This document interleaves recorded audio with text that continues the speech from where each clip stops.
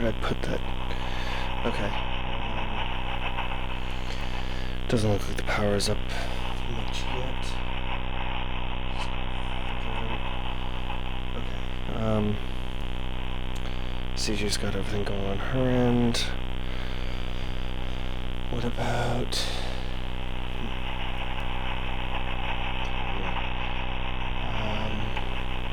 that almost seems like it might have done the trick. Alright, let's give this a shot. Testing, test. Oh, it's working! Oh, CJ, you brilliant goddess. Oh, we finally got the mobile receiver up and transmitting and recording. Oh, that's good. Okay. So, this is Grimm Grinner, broadcasting on all channels. Is anyone out there? Anybody? And I'm transmitting but not able to get a response. Yeah, that makes sense. I guess I'll have to wait. Well, if there is anyone listening, I will be broadcasting and retransmitting this on all channels as often as we can, whenever we get to stop. We are mobile, on the move, and ideally if you're out here in the wastes, you're running too, so hopefully this comes through clearly enough for you to hear it. And if no one's out there, I guess I'm just gonna ramble into the ether. Welcome to the wastes. Where to start, though? I mean, the beginning makes sense, I suppose, but so many people have been living this for so long that the real story has kind of become a distant memory, replaced with running and fighting and scrounging for everything. All those years telling long tales, and I can't even figure out how to tell the one that matters. Guess I'll give it a shot. The world has changed in such a small amount of time. I mean, we all thought that as the human race as we knew it would have more time, but no one could have predicted the fustercluck that we're in. If one had to define a starting point, it would probably be when the virus hit. This one was like nothing, literally nothing anyone had seen before. It spread so fast that scientists and even the newspapers couldn't come up with a name for it. But the effects were devastating. About 1 in every 7 people contracted the disease, and within 13 days you would turn. It started small at first, random outbursts of anger that didn't seem to be connected to anything, zoning out, kind of just staring blankly ahead for upwards of an hour, and a distinct change in eating habits, mostly leaning towards meat. By the time you noticed the symptoms, it was already too late.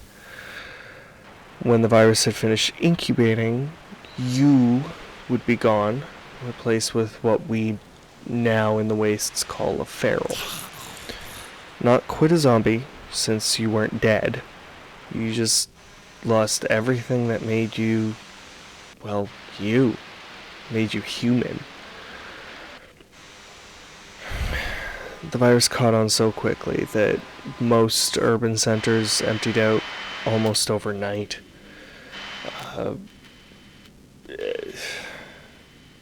Governments couldn't keep up. And most of them collapsed within weeks. The few world leaders that survived the riots and survived the ferals locked themselves in bunkers and readied their hand over the big red buttons.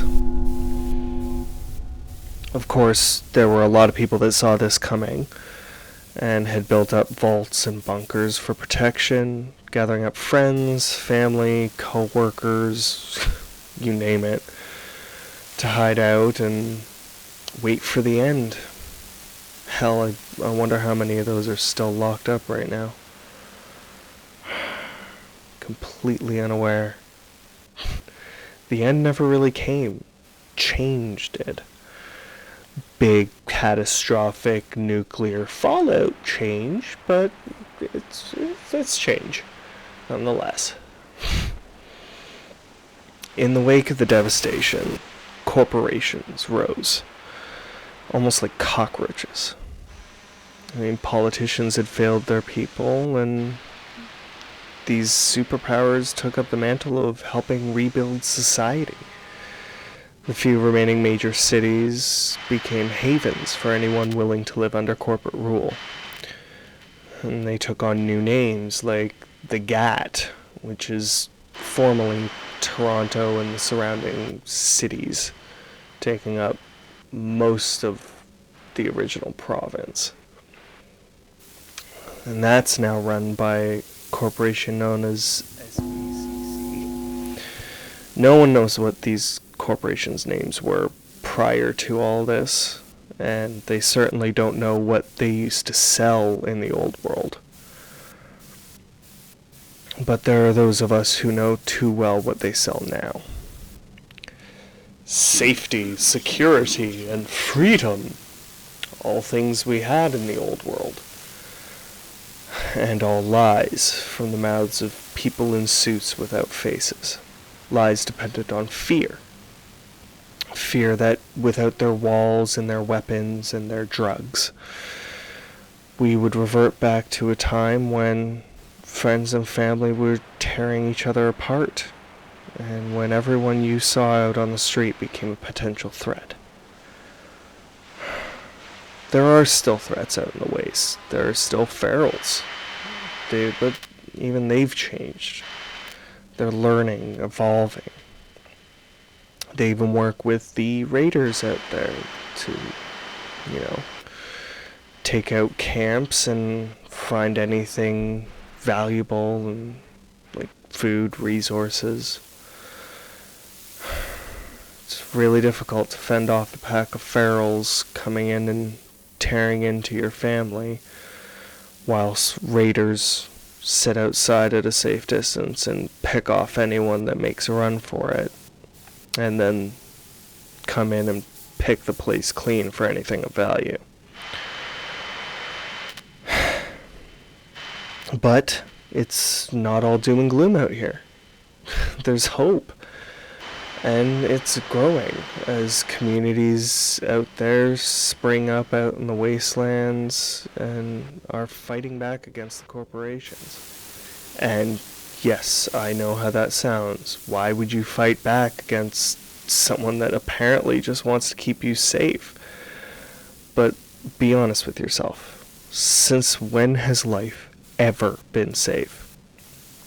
Even before the wastes, there were plagues, violence, corruption, war, and all sorts of other horrible stuff that we all risked every single day.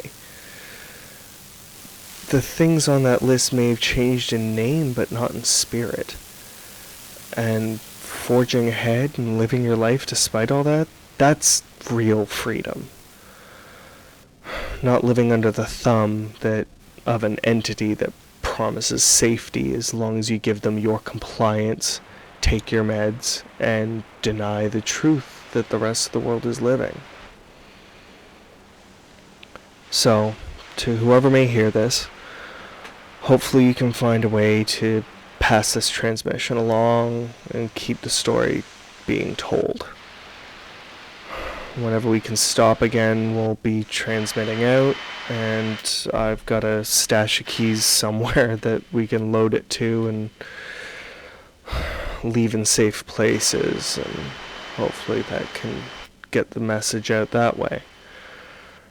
And if you can hear me out there, like I said, I'm broadcasting on all channels, so find a way to drop us a message. Tell us your story.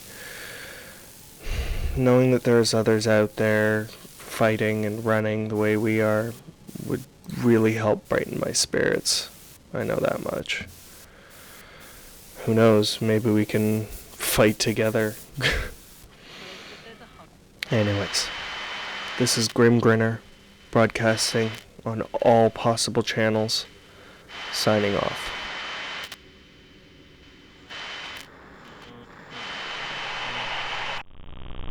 Welcome to the wastes. You can't hide from us. Run.